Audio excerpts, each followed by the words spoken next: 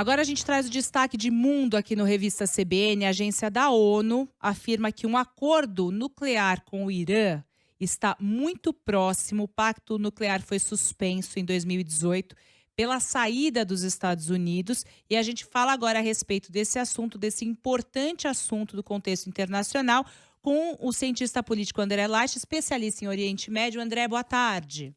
Boa tarde, Pétria. Já peço desculpas de antemão de estar em trânsito por um erro aqui de agenda.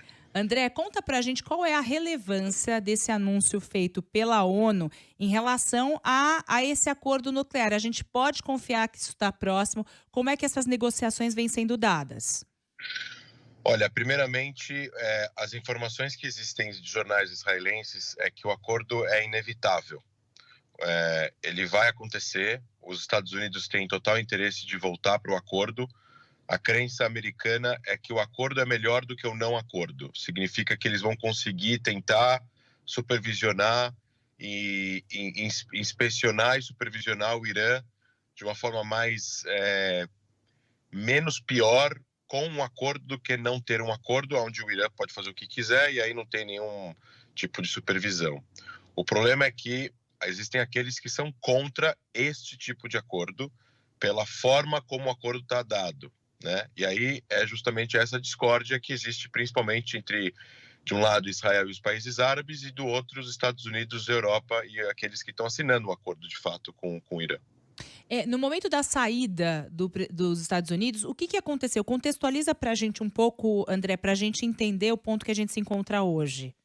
Os Estados Unidos assinaram o JCPOA em 2015, na era Obama, onde o Irã não podia enriquecer mais de 3,5%, 3,7% de urânio, né, enriquecido. Eles saíram em 2018 porque, de uma certa forma, conseguiu se provar que o Irã mentiu. Dentro dessas investidas, está a investida de Israel de mostrar e de escancarar o programa nuclear iraniano secreto, o roubo dos arquivos nucleares no coração de Teherã, que foi levado os arquivos, meia tonelada de arquivos, que foi roubado pelo Serviço Secreto de Israel e foi levado para dentro de Israel e foi depois exposto pelo então primeiro-ministro Netanyahu. E aí, na era Trump, eles saíram do acordo. E depois que os Estados Unidos saem do acordo, o Irã começa a enriquecer urânio e já também não só enriquecer urânio, como desenvolver novas centrífugas, que também tudo isso era proibido de acordo com o primeiro acordo. Então, eles fizeram as centrífugas ER6, depois as ER9, eles fizeram um desenvolvimento nuclear em locais militares, que era proibido, eles proibiram a Agência de Energia Atômica de investigar e de inspecionar esses locais, e eles começaram a enriquecer a 30%, 40%, 50% e 60%. E o mundo começou a ficar preocupado, porque se eles chegassem a 90%, com 90% a 95%, você consegue um material de urânio suficiente para você fazer uma bomba, se você tomar uma decisão política de construir uma bomba. Então, uma coisa é você ter a capacidade e você não ter a bomba. Outra coisa é você ter a capacidade e ter a bomba. E para um governo fazer a bomba, ele precisa ter a capacidade de poder construir uma. E o Irã ainda não tem, mas ele, se tomasse a decisão de ter, ele faria isso em alguns meses. Ele não tomou essa decisão ainda. A volta do acordo vai liberar para o Irã o Irã está sob sanções econômicas, certo? Desde sempre, praticamente, por causa dessas atividades ilícitas, por causa do envolvimento do Irã com terrorismo, por causa do envolvimento das guardas revolucionárias em apoiar grupos terroristas no Oriente Médio inteiro. Todo mundo conhece aí o contexto do Irã no Oriente Médio. Apoiam os Houthis no Iêmen, apoiam grupos xiitas radicais no Iraque, apoiam o Hezbollah no Líbano, apoiam as milícias sírias pró-Síria no governo ditatorial de Bashar al-Assad, apoiam o Hamas e a Jihad Islâmica na faixa de Gaza. Então, eles desestabilizam o Oriente Médio.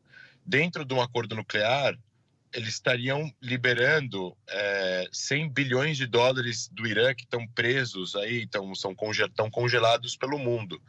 E é dinheiro que eles provavelmente usariam para continuar investindo nas suas ações ilícitas, que é apoio ao terrorismo e o seu programa nuclear, que não envolve, Pétria, só o programa nuclear em si, mas envolve programa de mísseis intercontinentais balísticos, envolvem os mecanismos e artefatos para construir uma bomba, E um Irã nuclear, eu quero que as pessoas entendam, ele vai gerar uma corrida nuclear no Oriente Médio, porque o Egito vai querer uma bomba, a Arábia Saudita vai querer uma bomba, os Emirados Árabes vão querer uma bomba, a Turquia vai querer uma bomba dela, apesar de ter bombas nucleares na Turquia que são parte do arsenal da OTAN.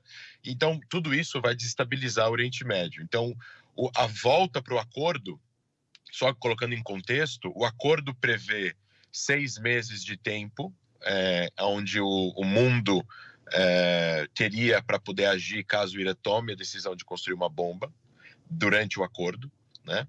E aí congelaria, obviamente, eles congelariam todas a produção de urânio seria congelada, o urânio que já existe enriquecido seria tirado do Irã, que nem aconteceu com o material químico sírio para tirar as armas químicas da Síria, que isso na verdade foi uma ideia israelense que foi posta aí pela Rússia para a Síria falar sim, na época em 2014, e as centrífugas seriam todas guardadas em armazéns.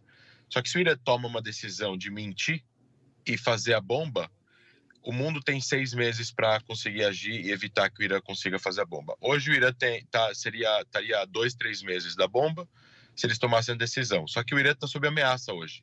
Após um acordo, eles não estão mais sob ameaça, porque os Estados Unidos assinou um acordo com eles. Então, eles teriam aí bilhões de dólares e teriam um mundo inteiro aí de possibilidades para explorar sem ter uma ameaça iminente como eles têm agora. Esse que é o André, problema.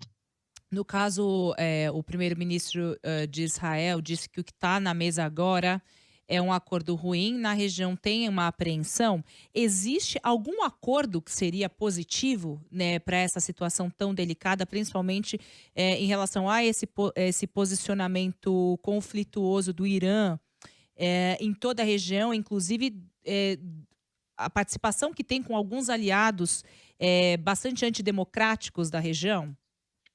Olha, eu acho que um acordo onde Israel e os países árabes concordariam seria um acordo onde o Irã iria oficialmente abdicar do seu programa nuclear, inclusive para estudo civil, iria destruir as unidades de enriquecimento de urânio, iria fazer desuso, né, das centrífugas, assumir um compromisso público onde as guardas revolucionárias iranianas não iriam mais estar investindo em grupos terroristas e ajudando grupos terroristas na região. O Irã iria aceitar negociar uma paz com Israel, no sentido de o Irã não reconhece Israel e ele diz que Israel deveria ser destruído. Então isso assusta os israelenses. Então na hora que um país que quer uma bomba nuclear diz que quer destruir um país, esse país vai ficar com medo, é óbvio. Então eu acho que um acordo plausível é um acordo onde o Irã deixaria de ter essas atitudes agressivas que eles vêm tendo desde 79. O regime teria que mudar as suas premissas de objetivos e, obviamente, teriam que colocar um outro tipo de diálogo para com os países que eles não conversam, para poder aí, então, ter um acordo que abranja também esse tipo de atitude iraniana. Cancelar o seu programa de mísseis intercontinentais, acabar com o financiamento de terrorismo e também tirar o urânio que existe dentro do Irã para fora, possibilitar inspeções surpresas a qualquer lugar dentro do Irã. Isso também não está no acordo. O Irã pode decidir aonde a Agência Internacional de Energia Atômica visita, então não serve de nada. André, uma última questão é essa nova proposta, né, para um acordo foi mediada pela União Europeia. A saída dos Estados Unidos de maneira unilateral foi durante o governo Trump. O que motiva essa nova tentativa? Pode ser falado assim, uma tentativa de diálogo com o Irã nesse contexto, visto, né, por boa parte ali, tanto de países árabes quanto Israel, como negativa essa tentativa de um novo acordo. Por que essa tentativa agora de conversação entre essas duas partes, André?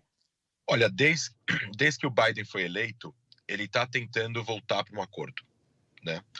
Existe uma tentativa americana de voltar para um acordo na administração democrata, baseado numa crença que eles estão comprometidos com o Irã não virar um país nuclear, e eles acreditam que eles só têm como fazer isso através do diálogo e de um acordo com o Irã.